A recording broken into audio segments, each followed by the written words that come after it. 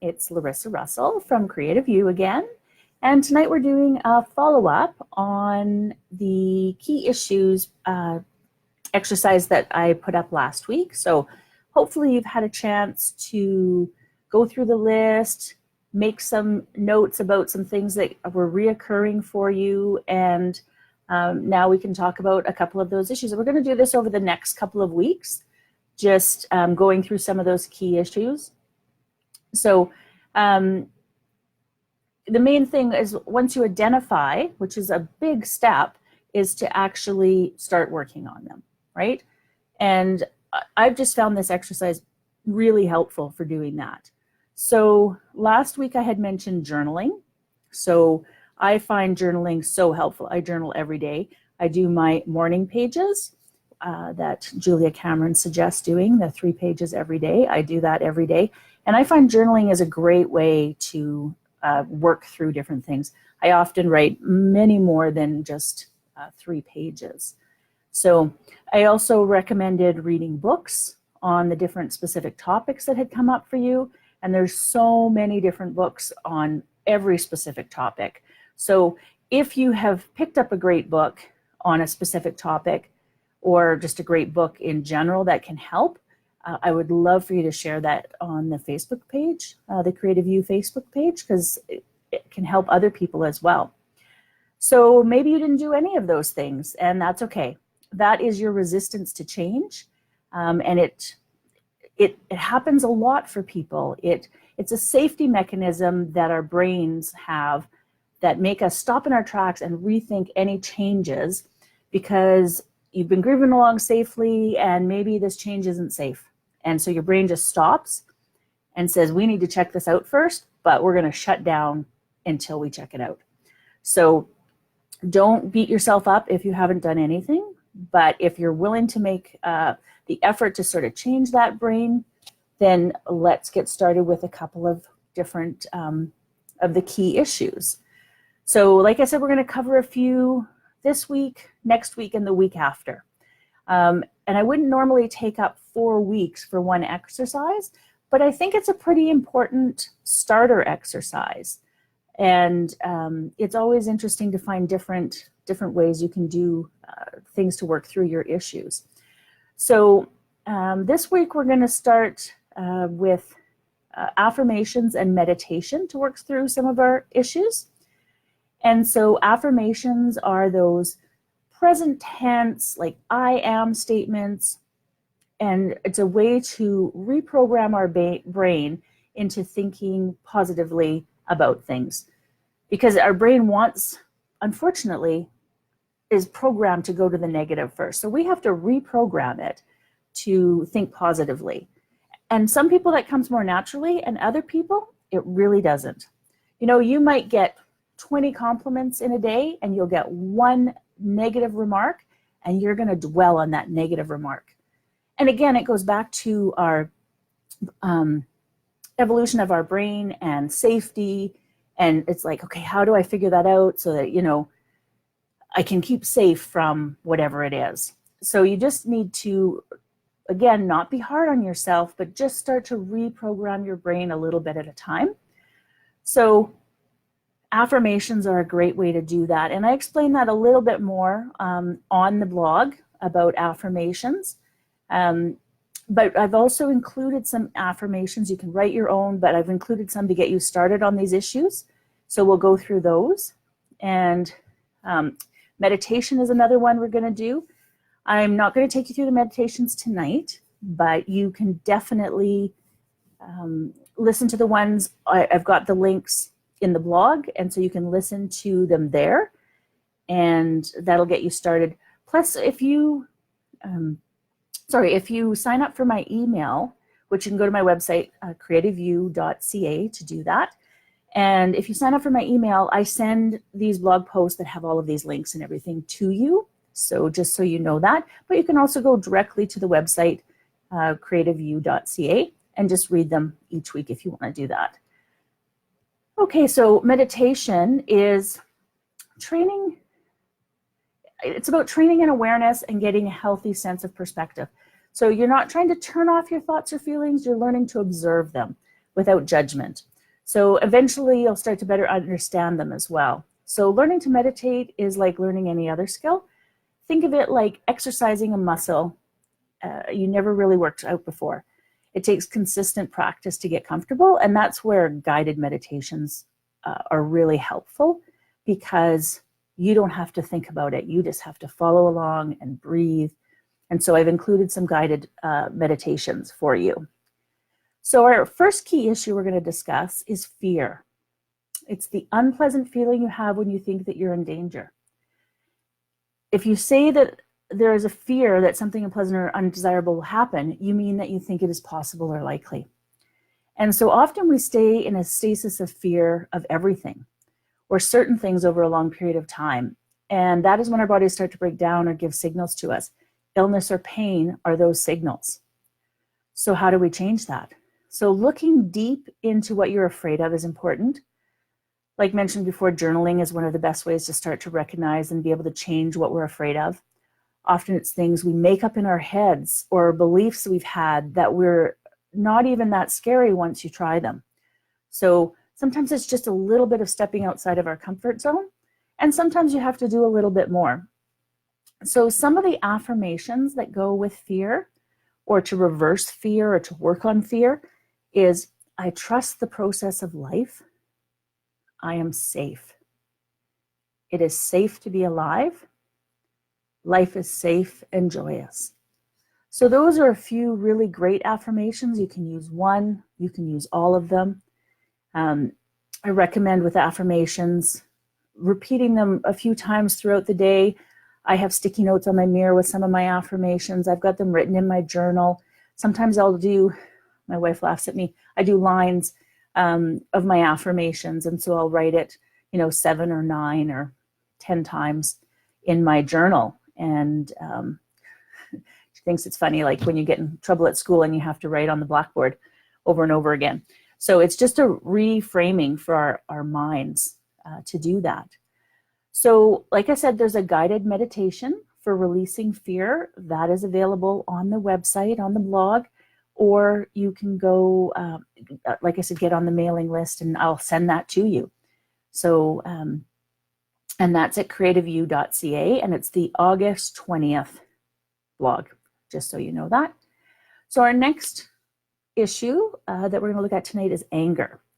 So anger is an emotion characterized by antagonism towards someone or something you feel has deliberately done you wrong. Anger can be a good thing. It can give you a way to express negative feelings, for example, or motivate you to find solutions to problems. But excessive anger can cause problems. Often anger has underlying issues such as fear, grief, being tired, stress, or other things that may cause us to act out of anger, usually as a defense. However, being in a state of anger is very hard on your body, so staying angry for long periods of time will cause illness and pain, as illustrated in the list of symptoms we went through last week. So what are some of the ways we can change our anger? Exercise is a great way to use up some of our anger, or by using the anger as motivation to make changes in the things that are making us angry. So a lot of activist work comes from anger at the way things are being done, or nonprofits quite often get started based on anger for how people are being treated or something that's missing in our system. So anger can be really positive, and there's ways to work through that.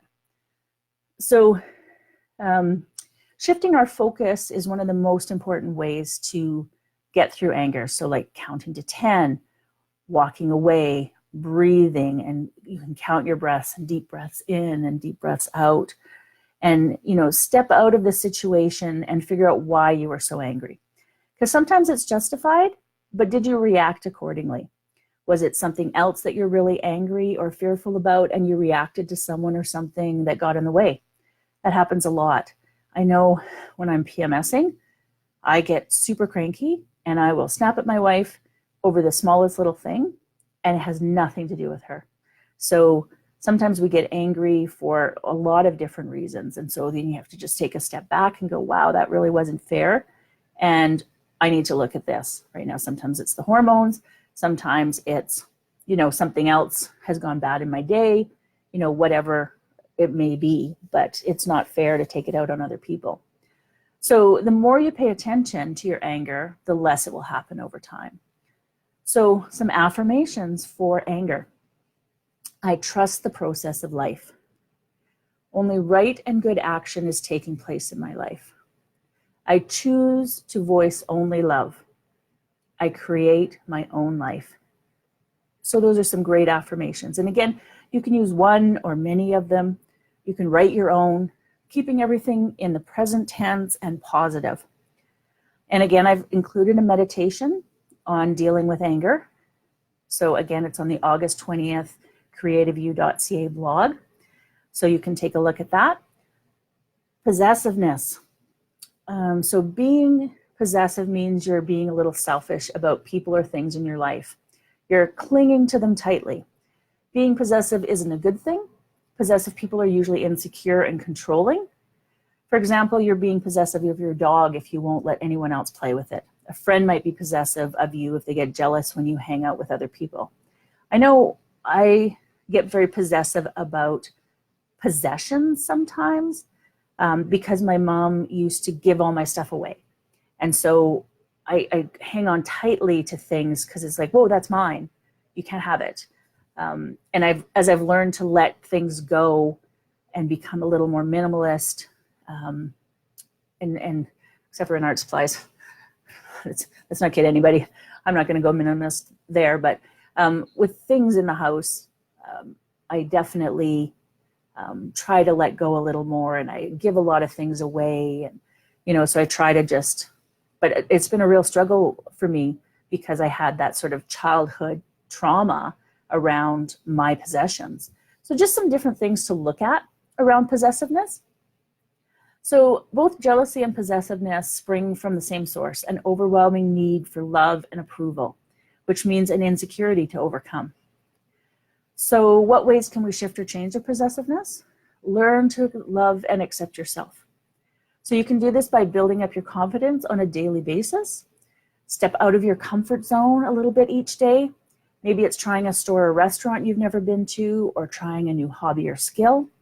Celebrate each victory of stepping out of your comfort zone. So every time you do something that you wouldn't normally do, and you don't have to start big. Like you don't have to fly off on a trip by yourself, but maybe you've never driven to that part of town, or maybe you've never gone to a movie by yourself, or there's a restaurant you've always wanted to try, but you thought maybe you wouldn't like the food. Like just step out of your comfort zone just a little bit each time and try it, because what's the worst going to happen? Maybe you don't like the food. Okay, you won't go there next time, but maybe you love it and you found a new restaurant. Maybe you find a cute little store on the other side of town that you never knew about. So there's just lots of ways that you can sort of push your limits a little bit. Just maybe take an online course, in something you've been interested in. So, those are some ways that you can build that confidence in yourself. And be kind to yourself, because you'll feel other emotions bubble up as you start to make changes. Maybe fear or frustration or, a myriad of other emotions. So journaling, write about how you're feeling and what you're accomplishing and what you're doing, and really give yourself kudos and, pat on the back for trying those different things. So some affirmations for possessiveness. For possessiveness, there is enough for everyone. I only communicate with love. I create a joyful, peaceful world to live in. And again, you can use one or all of those. You can create your own. And there's a meditation about giving yourself permission to let go. Try that. They're not long meditations. I think the longest one that I've got in this series is maybe 20 minutes, but most of them I think are under 10 minutes. So I tried to keep them a little bit shorter, and I pulled from other people. I do a lot of my own meditations for my classes, but I just went with some of the public ones on YouTube, and you can find on YouTube amazing meditations as well. And in the next few weeks, we'll be adding some different healing techniques, and there's lots that you can find there. So next week, we'll cover resentment, lack of love, and rejection and abandonment. So we're going to add tapping as a healing technique, EFT. And if you haven't tried that, it's amazing. I've been doing it for a little over a month now. I had heard about it, but I hadn't really. And so I studied it a bit and got some information and started doing it, and it's been amazing. So I really want to share that with you guys. So, and I still highly recommend writing and reading as you work through these blocks. Also, you can join us for Soul Creative. It's an intensive healing with creativity course. And this blog series and video series is just the tip of the iceberg. There's just so many more ways that we can dig deep and make the changes that we want in our life. And so that is a one-year course that comes out September 22nd. And I would love for you to be able to be a part of that. I will have some great deals coming up on that course over the next couple of weeks. So please feel free to share on the Facebook group, creativeyou.ca on Facebook, and let us know what comes up for you and what you've done to help remove some of these blocks and what books you're reading and anything that you want to talk about. And please feel free to share or subscribe this video, and you'll find the link attached. So have an amazingly creative day. My name is Larissa from Creative You, and I thank you for joining me. Talk to you soon.